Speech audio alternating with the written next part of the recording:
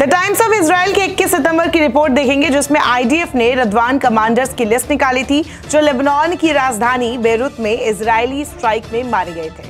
IDF के मुताबिक ये सारे कमांडर्स टेररिस्ट थे जो इजराइल की गलीली पर कब्जा करने की प्लानिंग कर रहे थे।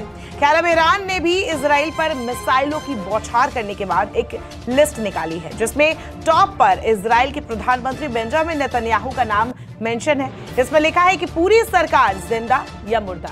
ये ईरानी खुफिया मंत्रालय द्वारा वांछित है। ईरान की तरफ से जारी किए गए पोस्टर में लिखा है कि इजराइल के आतंकवादियों की लिस्ट है। इसे ईरान सरकार की तरफ से जारी किया गया है। इस पोस्टर में सबसे ऊपर प्रधानमंत्री बेंजामिन नेतन्याहू की फोटो लगी है। इसमें इजराइल के रक्षा मंत्री योव गैलेंट और chief of general staff Herzi Halevi का नाम है। साथ ही इस लिस्ट में इजराइल के एयरफोर्स के commander, navy commander, ground force के commander, head of military intelligence, head of northern command, head of southern command और हेड ऑफ सेंट्रल कमांड सबके नाम है।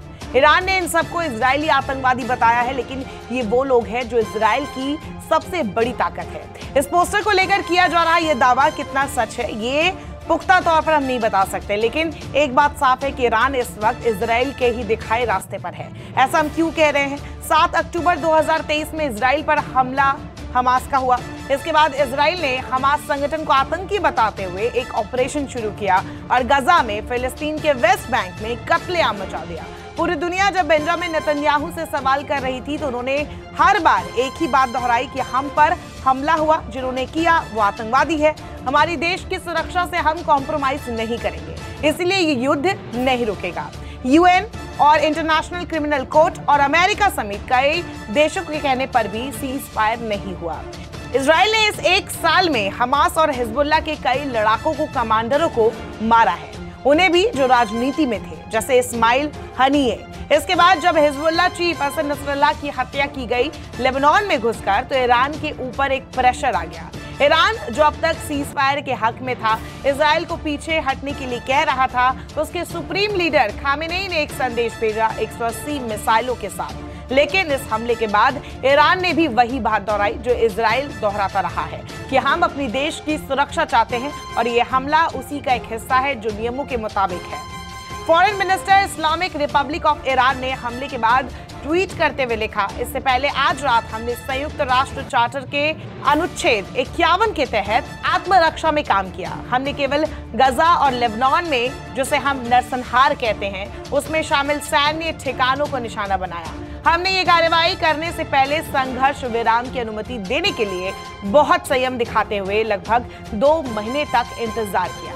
ईरान के राष्ट्रपति मसूद पेजेश्कियन ने इस हमले को इजरायली आक्रामकता का कड़ा जवाब बताया और इजरायली प्रधानमंत्री नेतन्याहू को ईरान के साथ संघर्ष के खिलाफ चेतावनी दी। यूएन में ईरानी मिशन ने मिसाइल हमलों को ईरानी हितों के खिलाफ आतंकवादी हमलों और उनके संप्रभुता के उल्लंघन के रूप में एक लीगल रिएक्शन बताया। इस ईरान का जिस तरीके से 180 से ज्यादा बैलिस्टिक मिसाइलें इजराइल के मिलिट्री बेस पर गिराए, ईरान का दावा है कि इससे मोसाद हेडक्वार्टर और मिलिट्री बेस को निशाना बनाया गया था।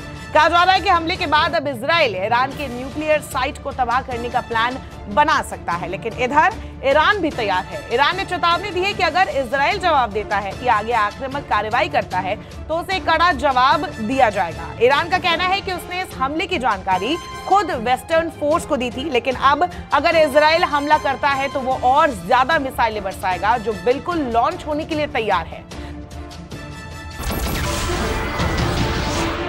नमस्कार, मैं हूं मानक गुप्ता। अगर आपको हमारा ये वीडियो पसंद आया हो तो इसे लाइक और शेयर जरूर करें और हाँ, हमें सब्सक्राइब और फॉलो करना ना भूलें ताकि आप देश और दुनिया की कोई खबर मिस ना करें।